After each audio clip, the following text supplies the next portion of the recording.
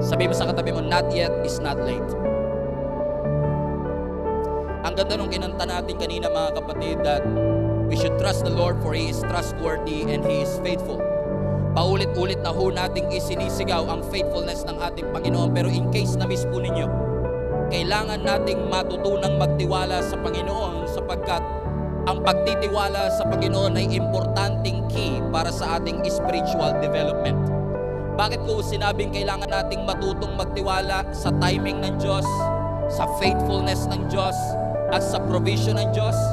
Kasi hindi nyo po mamamadali ang Diyos. You cannot make God hurry. Kahit natapos ka na po ng amen sa iyong panalangin, hindi porket nagmamadali ka, nagmamadali ang Panginoon. You cannot make God arrive when you want Him to arrive.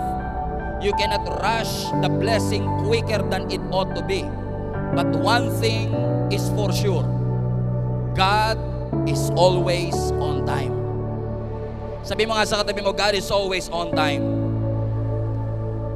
Sa panahon ng moderno na mga teknolohiyang meron tayo, sa mga cellphone, iPad at iPad o intermediate pad, iPad, iba sa inyo mga alas 6 pa magigets yung joke ko.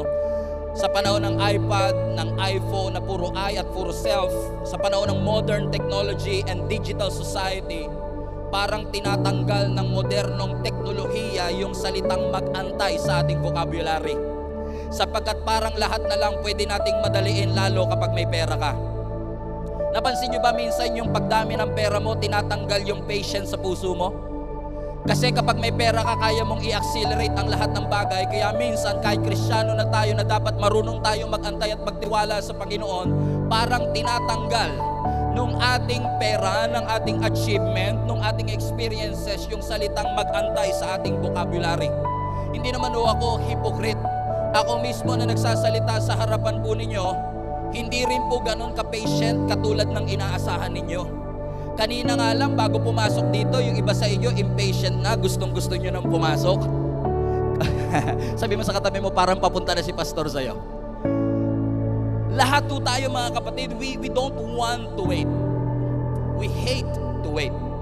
Kapag natatraffic tayo, kapag pumipila tayo sa cashier sa grocery, kapag tayo ay pumipila sa doctor's appointment, umuugong ako dito anak, pasuyo.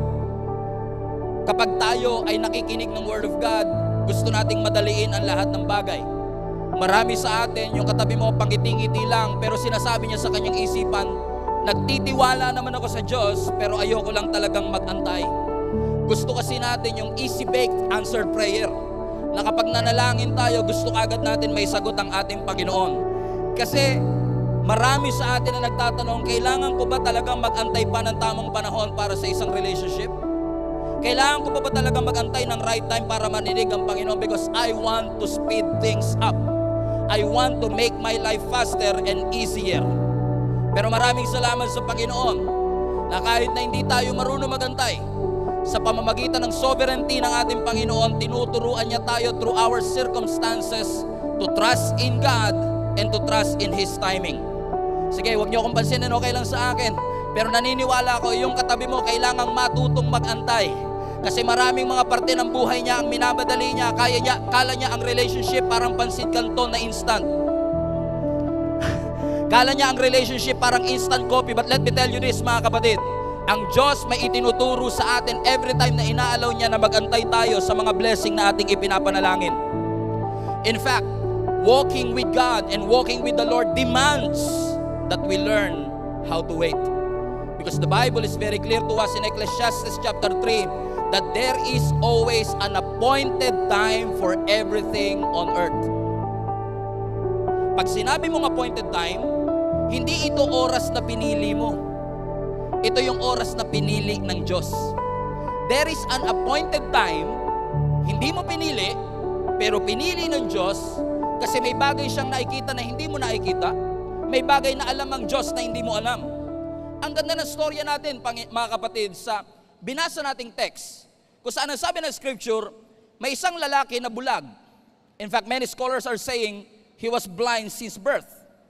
Na sabi ng verse 22, nung ang ating Panginoong Yesus ay pumunta sa Bethsaida, may mga tao na nagdala ng bulag na lalaki, watch this, and he begged Jesus to touch him. Everybody say beggar.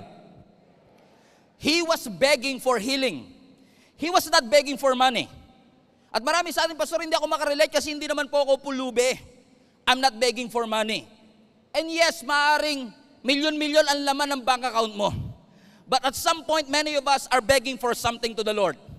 Kapag depressed ka, you are begging for peace. Kapag may sakit ka, you are begging for healing. And this guy who has been blind since birth is actually begging not just for restoration, but a miracle from the Lord. He was waiting, he was longing, and he was hoping for a miracle. Nasasaktan siya, may sakit siya, but yung kanyang hope nung makita niya si Jesus Christ ay muling nabuhay. Everybody say blind. He was blind since birth. And look at me. Look at the screen. He was not asking for something that he had before. He was asking for something that he've never had before. Hindi naman siya nakakakita before. So ang pinapanalangin niya sa Panginoon, Lord, I want to experience sight for the very first time. Iba ito sa miracle kung saan yung babaeng dinudugo for 12 years. Remember that story? Kasi kung dinudugo siya for 12 years, ibig sabihin, naranasan niya yung walang dugo. And now he was asking God for healing. Naalala niyo mga kapatid, yung lame man na 38 years na nasa gilid ng Bethesda, John chapter 5, nasabi na scripture, he was lame for 38 years. And according to Bible scholars, this guy was about 40 plus years old. So kung 40 plus years old na siya, 38 years siyang crippled, ibig sabihin naranasan niyang lumakad sa kanyang buhay. And then nung dumating ang ating Panginoon, sabi niya, Lord, I want to walk again. Kilala niyo si Lazarus, right? Si Lazarus, nung namatay siya, kaya nga siya namatay kasi buhay siya before. Duh.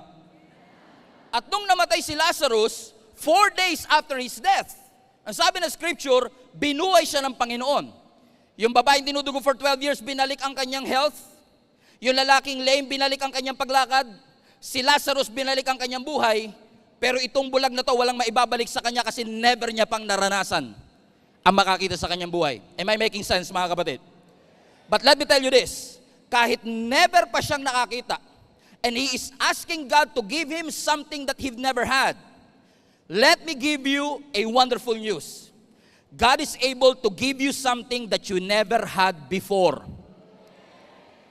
He is not just a God of restoration. He is not just a God of healing. He is a God of something new. Hindi lang nire-renovate ng Lord ang nakaraan mo. Hindi lang niya nire-recycle ang past victory mo. May bagong victory na inilaan ng Panginoon sa iyo. May bagong breakthrough na inilaan ng Panginoon sa bawat isa sa inyo. Everybody say bago.